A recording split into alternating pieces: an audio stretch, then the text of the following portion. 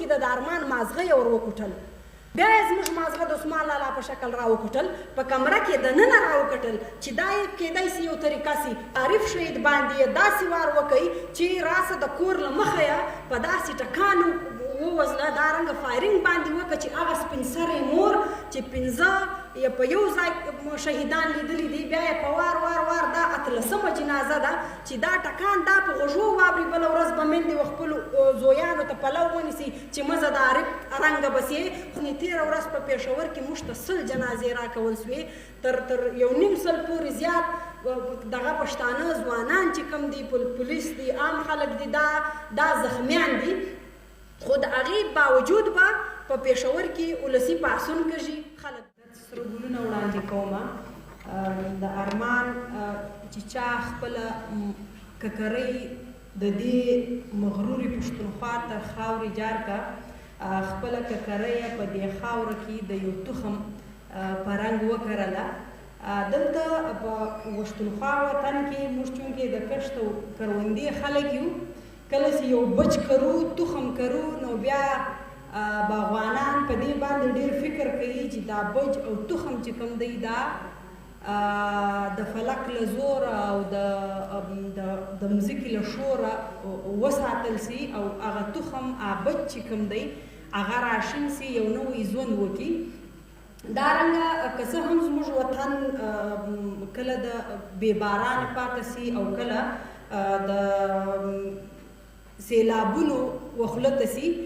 خو بیا هم دغه تخمونه چې کوم کرل سوي وي هغه په څه ناسه طریقه باندې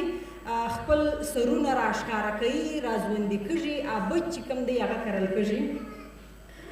د ارمان لوڼي چې کومه خپله ککرۍ شنه که یا د ده چې کومه مبارزه ول چې دا چې کومه تېره مبارزه سوې ده، په دې لړ کې چې کوم شهیدان سوي دي، په دې لړ کې چې کوم خلکو ځانونه قربان کړي دي، هغه لاره چې کومه ده په هغه لارو د هغو خلکو د هغو اتلانو پر پلو باندې ګردونه نسي پاته، د هغو په پلو یې پل وهلی، هغه دا مبارزه یې کول خلکو ته ورتلی په پښتنه او په ډېره ساده طریقه باندې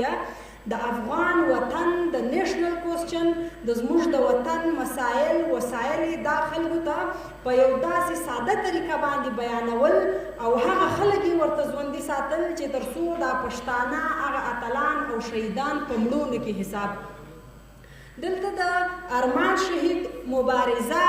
د هغه د مبارزې پر شا زموږ د پښتونخوا وطن د شهیدانو د اتلانو چې کوم تسلسل دی او د ارمان چې کوم دلته سرشیندنه وه دا هغه ټول روایات هغه ټوله مبارزه ژوندی وساتله. ارمان چې څومره په ژوند باندې لګیا و د اتلانو او د شهیدانو لارې خپله کړې وه، همداسې د هغو د شهیدانو په لاین کې هم خپل ځان ودراوه، خپله ککریه په دې خاوره کې شنه که لکه د غنم دانه. دلته په پښتونخوا وطن کې چې چا هم مبارزه کړې ده، قاتل په رنګارنګ طریقو باندې زموږ په اتلانو باندې وار کړی دی، زموږ اتلان یې له مخه وړي دي له دې ویرې چې کومه دا قامي مبارزه ده یا ستا د قام چې کوم سوال دی دا در مړ کې دا له منځه یوسي. دا که موږ اوږده نسو لاړ خان شهید یې په داسې طریقه مړ کړئ په بم یې والوځاوه، هغه د دشمن دا خیال و چې د خان شهید چې کومه مبارزه ده دا په بم والوځو، د هغه نظر به هم له منځه ولاړ سي. خو دا ناکامه سوه، هغه مبارزه نوره توده سوه را روانه سوه. بیا یې باچا خان داسې پرېږدو، په باچا خان باندې ریاست مین نه و چې باچا خان د خدای په مرګ مړ سو، هغه یې دا رنګه پرېږدوی چې دا راځه چې دا د دوی دا بل اتل د خدای په مرګ ور پرېږدو چې دا دغسې په دې طریقه به دا مبارزه ختمه سي. خو هغه یو وار بیا دا کیسه چې کومه وه دا دروزغنه ثابته سوه. د باچا خان افکار اوس هم هغه رنګه ژوندي تاندي څرنګه چې باچا خان په خپلې مستې ځوانۍ کې خپله خاني او خپله سرداري پر شا تسه که د یو ملنګ جامې یې واچولې او په دې کلو په وطنونو کې لکه د یو ملنګ په دې خلکو باندې ور روان سو او په دې کې یې د ښځو برخه واچول، په دې کې اوله وار له خپله لوره شروع کوي، دارنګه خان شهید له خور بیبي خپله کیسه روانه کړه. هغه روایات چې کومه دا ژوندي وساتل د خان شهید او د باچا خان چې کوم دوی له کوره د ښځو د سبق په حواله د ښځو د سیاست په حواله کوم قدم کښېږدی. هغه صفونه که څه هم د ارمان په ژوند هم یو څه ناڅه د دې سرک ښکارول، خو نن په هغو صفونو کې د زموږ خویندې موږ ته یو ډېر لوی مثال دی چې له موږ سره دي. هغه صفونه نور مضبوطه شي لګیا دي. ارمان د مبارزې دغه اړخ هم راونیولی. بیا دلته د قاتل یا د دشمن دا نظر و چې په دې دوو طریقې دا خلک نسو را شاته، بیا یې د بشیر بلور غوندې په ډک بازار کې په مخامخ یې د یو چا په سینه باندې دا رنګه ګولۍ وورولې چې د دې سینې کمال دی باید چې دا رنګه یو طریقه له دې خلکو سره اختیار کړو چې دوی له خپله سټانسه پر شا سي. خو یو وار بیا هغه خبره دروازغنه سوه تر هارون بلوره پورې دې خلکو خپلې سینې و دشمن و ګولۍ ته ونیولې. خو د قامي مبارزې یا د قامي فکر یا د ملي فکر چې کوم یو تسلسل یو لهر را روان و هغه مات نسو پرې نسو. بیا چې کله دې ته وکتل چې دا طریقه هم نه ده او بیا په منځ کې پښتون ژغورنې غورځنګ رالی، بیا دا یو بل لهر د پښتانه کام د مبارزې روان سو. بیا چې ارمان په کومه ولسي طریقه، په کومه ولسي بڼه، په کومه د کلیواله بڼه چې د دې خلکو منځ ته ولاړی، د دې خلکو په مزغو چې کم کار وکوي، د دې خلکو د مزغو د جوړولو لپاره چې کم کار وکوي، دشمن په احتجاج کې راولاړ سوی. دا فکر یې وکوي چې دا نه په بم افکار ختمږي، نه پر سینه باندې په ګولۍ افکار ختمږي. دا مسله په مزغو کې د ارمان مازغه یې ور وکوټل. د ده دا فکر و چې د ارمان دا د دې د مبارزې د لړ چې دا کوم مازغه دي په دې مزغو وار وکړه او د ولس په منځ کې وکړه چې دا کیسه د یو ویرې غوندې خورا سي او دا مجلس دا لړۍ چې کومه ده دا دلته داسې ماته کړو، دا افکار ختم کړو. خو دا د ولسونو د دې خلکو د مبارزې د دې خلکو د لوی همت په وجه ولا چې دا اوس موږ ناست یو، ارمان مو تر دې ځایه را رسولی دی. یا د ارمان معنا، د ارمان افکار، د ارمان فکر، د ارمان اجتماعي ژوند او دارنګه د هغو شهیدانو تسلسل چې را روان دی. بیا یې بل وار وکئ پر عارف شهید باندې یې داسې وار وکئ چې راسه د کور له مخه یې په داسې ټکانو ووزله، دارنګه فایرنګ باندې وکړه چې هغه سپین سرې مور چې 15 یا په یو ځای شهیدان لیدلی دي، بیا یې په وار وار وار دا 18مه جنازه ده چې دا ټکان دا په غوږو واوري، بله ورځ به میندې و خپلو زویانو ته پلو ونیسي چې مزه د عارف رنګه بسې. خو زموږ باتورې میندې دي د دې پښتونخوا وطن ویاړلې او باتورې میندې دي، هغه په غربت کې په ډېره لوی پریشاني او په ډېر لوی جنګ کې زوی پیدا کړي او د زوی د پیدا کېدو دپاره دغه خبره 12 لوڼې هم قطار کې. خو چې کله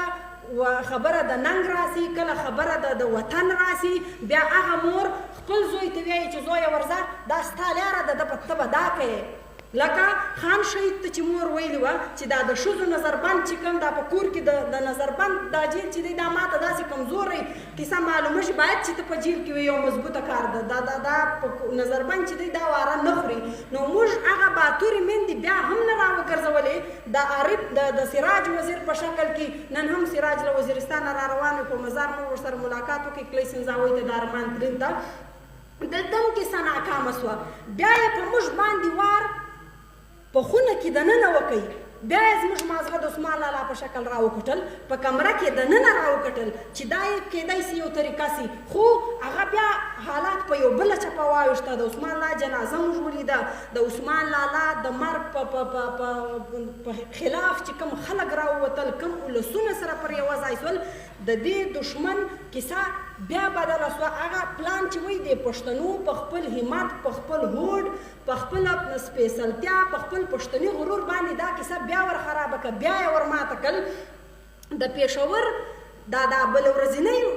پېښه چې کومه ده، ستا دې په یو ځای باندې 100 جنازې درکې، که څه هم هغه خلک د دوی ول، خو یوه خبره صفا ده چې هغه پښتانه ول، هغو پښتو ویل. بیا که پښتو سپیکر چې څوک پښتون وایي هغه په KGHQ کې ویم دوی بیا ټارګېټ کوي، که په پولیس کې ویم دوی بیا ټارګېټ کوي، که د دوی هر رنګه وفاداره وایي. دلته مسله د پښتانه ده، مسله د پښتانه ده. پښتانه به وزنې تېره ورځ په پېښور کې موږ ته 100 جنازې راکول سوې، تر 1.5 پورې زیات دغه پښتانه ځوانان چې کوم دي، پولیس دي، عام خلک دي، دا زخمیان دي.